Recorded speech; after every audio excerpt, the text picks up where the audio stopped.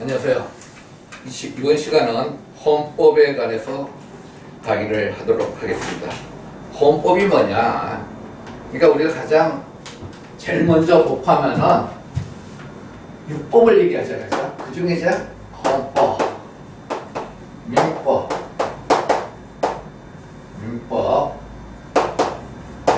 형법,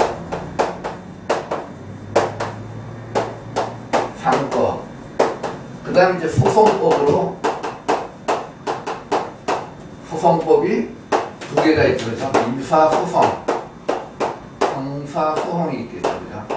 그래서 결국은 법체계는 제일 위에 있는 게 헌법이죠. 모든 법의 위에 있는 게 헌법입니다. 근데 이제 헌법에 일반적으로 얘기할 때 역사적으로 얘기할 수도 있고 그 다음에 이제 갖다가 학문적으로 할 수도 있는데 모든 국가가 존재할 때는 헌법이 있다고 봐야 되겠죠. 그죠? 그래야지 하는 건데 여기서 이제 먼저 헌법이 뭐냐? 헌법이 뭐냐? 근데 헌법은 국가인데 이 국가의 구성이 일단 국민이고 원래 3요소를 얘기하는데 우리는 그 3요소 중에 국민, 그 다음에 조직이에요. 통치조직, 그 다음에 주권은 여기 들어가는 거예요. 그냥 놔둬도 될 것 같은데 그래서 국민과 통치 조직에 관한 게 헌법입니다. 지금 그래서 이제 헌법에 정의를 할 때 국민의 기본권 보장과 국가기관의 조직 및 작용에 관한 기본법이라고 얘기합니다. 그래서 모든 법체계 중에 상위에 있는 게 헌법이에요.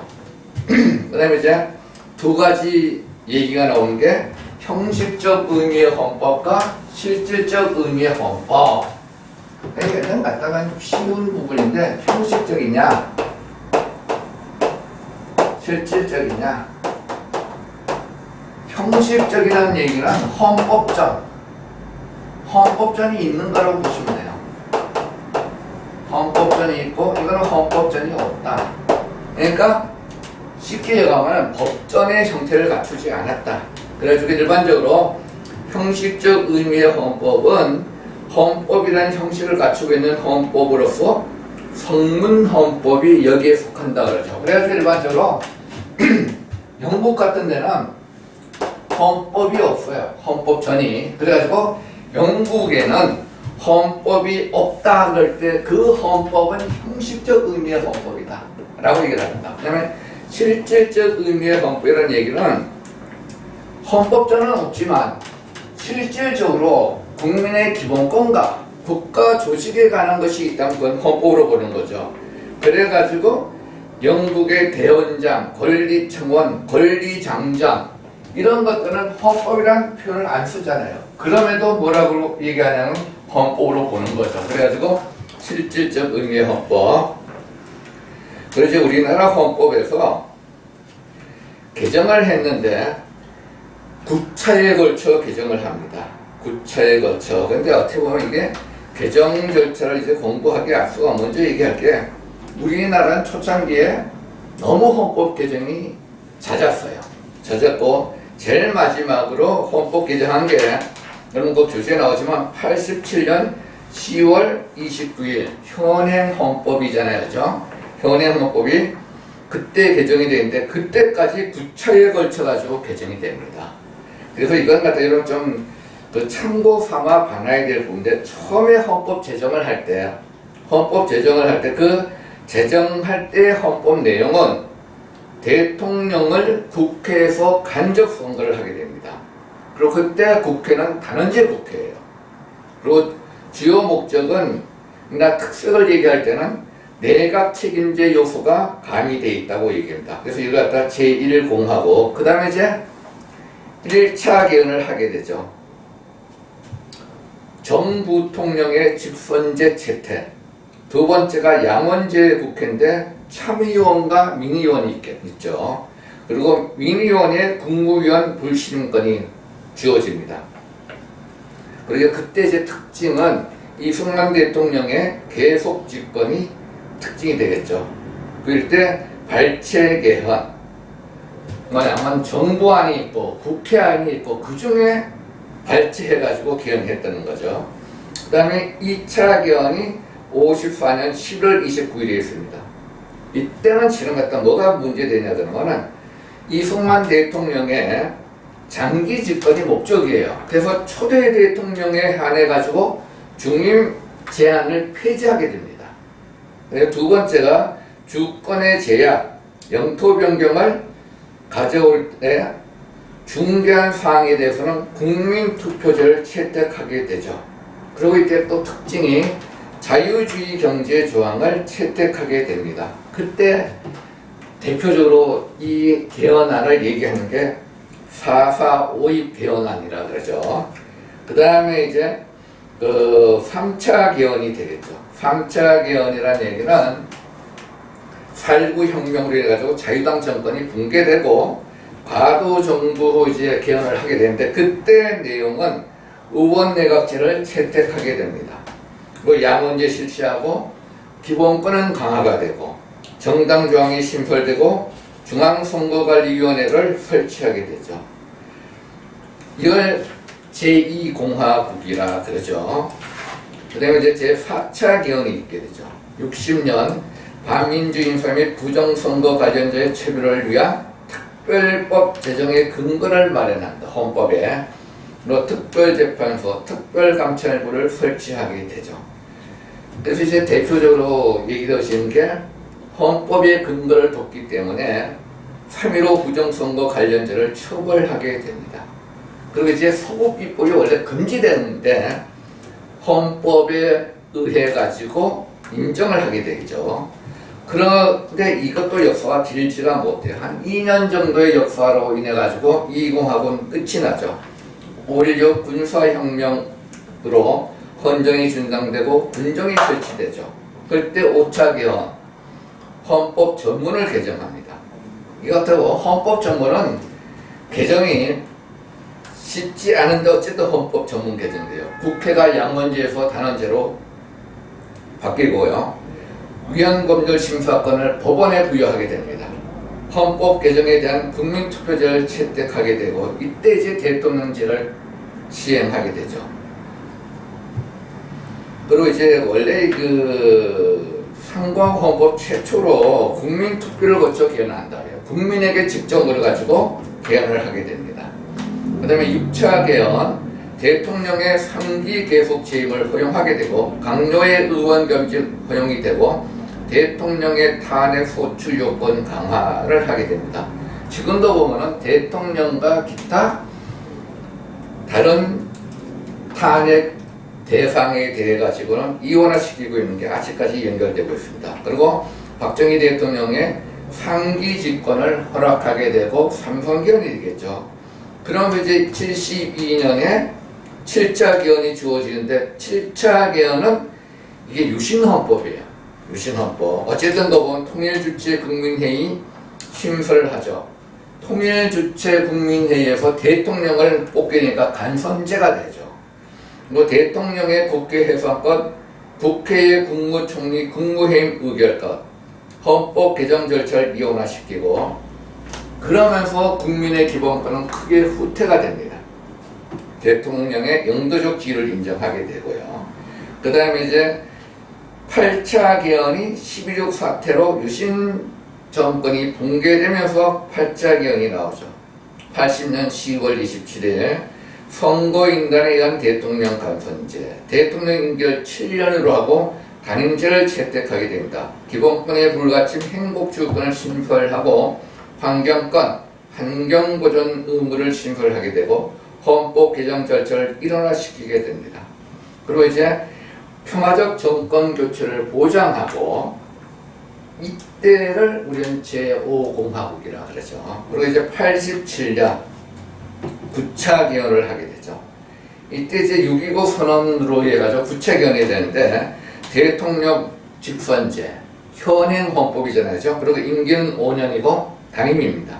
기본권의 대폭 신장이 되죠. 기본권이 신창이 되고 국회의 권한을 강화하죠. 국정감사권을 신설하고 대통령의 권한이 약화가 되고 실은 대통령의 권한이 약화됐다는데 현실적으로는 대통령 권한은 계속 강화되어 가는 것 같아요. 보니까 사법권 독립의 실질적 보장, 헌법재판소의 신설.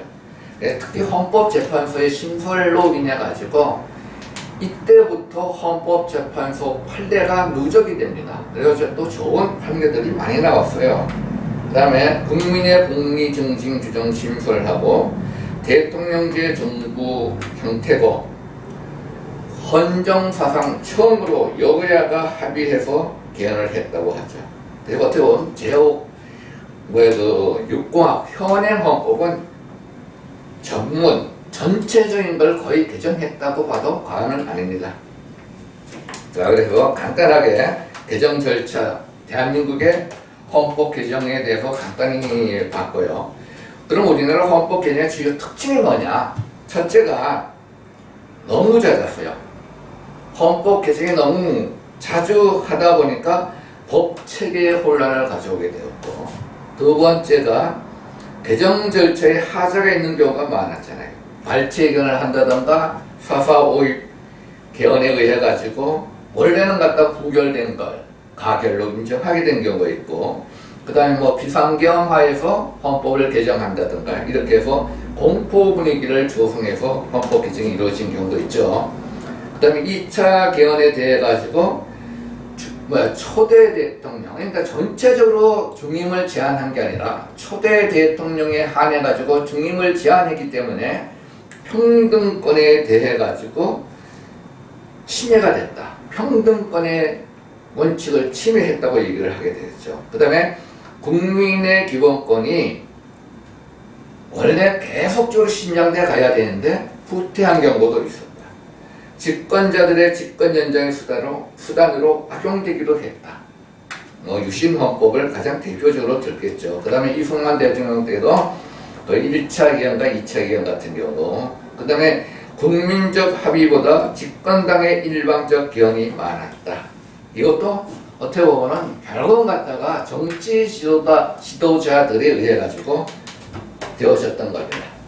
그 다음에 이제 우리나라 헌법의 기본 원리, 원래 헌법에 기본 원리가 있고 기본 제도가 있고 이런데, 어쨌든 기본 원리, 이 기본 원리는 대표적으로 얘기하는 게 국민주권주의, 자유민주주의, 복지국가, 국제평화주의, 평화통일을 지향하고 문화국가 등을 기본 원리로 채택하고 있는 게 기본 원리입니다.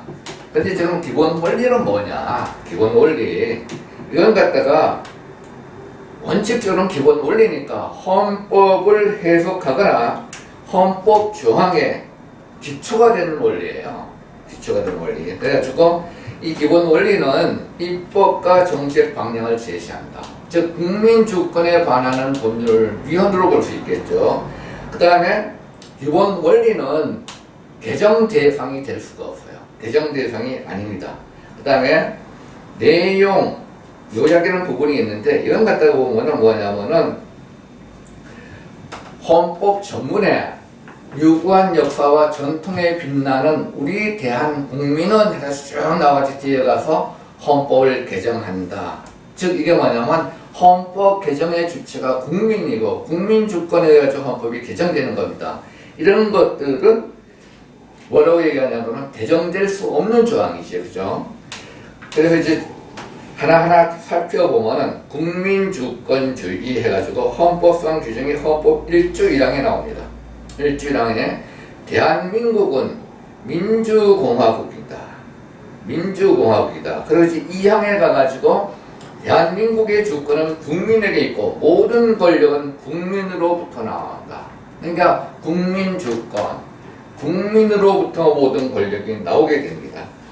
그래서 일반적으로 주권을 뭐라고 얘기하냐면은 국가 의사를 최종적, 전반적으로 결정할 수 있는 최고의 권력을 의미하게 됩니다. 그래서 일반적으로 주권과 통치권을 구분하기도 합니다. 주권은 국민에 의해서 나고 통치권은 그의 세부적인 상으로 볼 수도 있겠죠.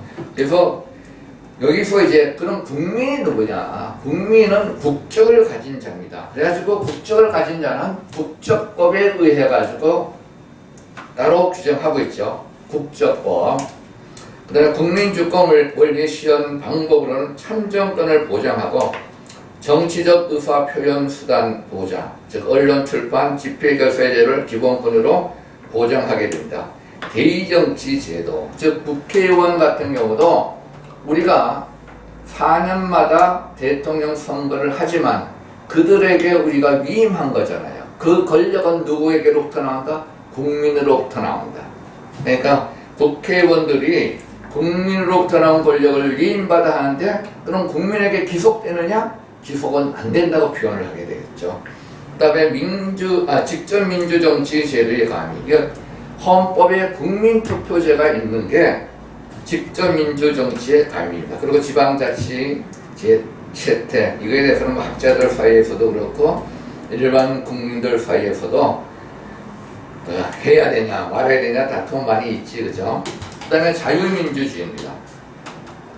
헌법에 규정되어 있는 것은 헌법 전문에 자율과 조화를 바탕으로 자유민주적 기본 질서를 더욱 확고히 하며, 그 다음에 이제 그 8조 정당조항에도 나와요. 정당의 설립은 자유이며 복수 정당제는 보장된다. 이 항이 정당은 그 목적, 조직과 활동이 민주적이어야 하며 국민의 정치적 의사 형성에 참여하는 필요한 조직을 가져야 한다. 사항이 정당의 목적이나 활동이 민주적 기본 질서에 위배될 때에는 정부는 헌법재판소에 그 해산을 제소할 수 있고 정당은 헌법재판소의 심판에 의하여 해산된다. 그래서 특히 사항 같은 경우에 정당의 목적이나 활동이 민주적 기본 질서에 위반될 때입니다. 그때는 누가 제소하는 거냐면 정부라는 표현을 씁니다. 정부가 제소를 하게 됩니다. 그리고 정당은 헌법재판소의 심판에 의하여 해산됩니다. 그래가지고 헌법재판소의 권한 중에 하나가 위헌정당 해산권이 있겠죠. 그죠? 심판권이 있겠죠. 그 다음에 자유민주주의는 정치 원리를 의미하는 거죠. 자유주의와 민주주의 둘을 결합한 건데, 자유주의는 개인주의를 바탕으로 개인의 자유를 옹호하고 존중할 것을 근본으로 삼는 정치 원리이고, 민주주의는 국가의 권력 창출과 국가 내에 행사된 모든 통치 권력의 정당성은 국민적 합의에 의하여 의한다는 정치 원리를 의미하죠. 그거 보면 이제 자유민주주의의 필수적인 내용으로는 인간의 존엄과 가치를 존중하기 위한 기본적 인권의 보장, 상향식 의사 형성 과정의 보장, 권력의 분립과 견제, 책임 정치, 법률에 의한 행정, 사법권의 독립, 복수 정당제의 바탕을 둔 자유로운 정당 활동, 소수 의견의 존중, 법치주의, 이런 것들을 자유민주주의의 필수적인 내용으로 보게 됩니다. 그다음에 이제 복지국가의 원리, 현행 헌법, 또 현행 행정은 복지행정, 복지국가의 원리가 되게 중요한 부분이 되겠죠. 그 헌법 전문에도 안으로는 국민 생활의 균등한 형성을 기하고 32조 1항의 모든 국민은 근로의 권리를 갖는다. 국가는 사회적 경제적 방법으로 근로자의 고용의 증진과 적정 임금의 보장에 노력하여야 하며 법률이 정하는 바에 의하여 최저임금제를 시행하여야 한다. 34조 1항의 모든 국민은 인간다운 생활을 할 권리를 가진다. 이 항은 국가는 사회보장, 사회복지의 증진에 노력할 의무를 진다. 119조에는 국가는 균형 있는 국민 경제의 성장 및 안정과 적정 소득의 분배를 유지하고 시장의 지배와 경제력의 남용을 방지하며 경제 주체 간의 조화를 통한 경제 민주화를 위하여 경제에 관한 규제와 조정을 할 수 있다. 이게 원래 이제 이렇게 헌법 규정에 이제 여러 조항에 분산돼서 들어가 있지만은 복지국가라는 것은 결국 뭐냐면 개인의 기본적 욕구를 충족시켜 주는 것뿐만 아니라 건강하고 문화적인 최저 생활을 보장해 주는 것이 국가의 의무라는 의미입니다. 그래서 복지국가 원리 규정이 있고요. 그 다음에 국제평화주의 헌법 전문에 밖으로는 항구적인 세계 평화와 인류 공영에 이바지함으로써 있고 제5조 1항에 대한민국은 국제 평화의 유지에 노력하고 침략적 전쟁을 부인한다. 제6조 헌법에 의하여 체결 공포된 조약과 일반적으로 승인된 국제법규는 국내법과 같은 효력을 가진다. 이 항이 외국인은 국제법과 조약이 정하는 바에 의하여 그 지위가 보장된다. 그런데 여기서 같으시죠? 이런 거 6조 1항은 좀 잘해둘 필요가 있습니다. 시험 지문에 많이 나오는 지문인데 특히 뭐냐면은 헌법에 의하여 체결 공포된 조약, 헌법에 의하여 체결 공포된 조약이 있잖아요. 조약이 있고 그게 뭐라고 되어 있냐면은 일반적으로 승인된 국제법규입니다.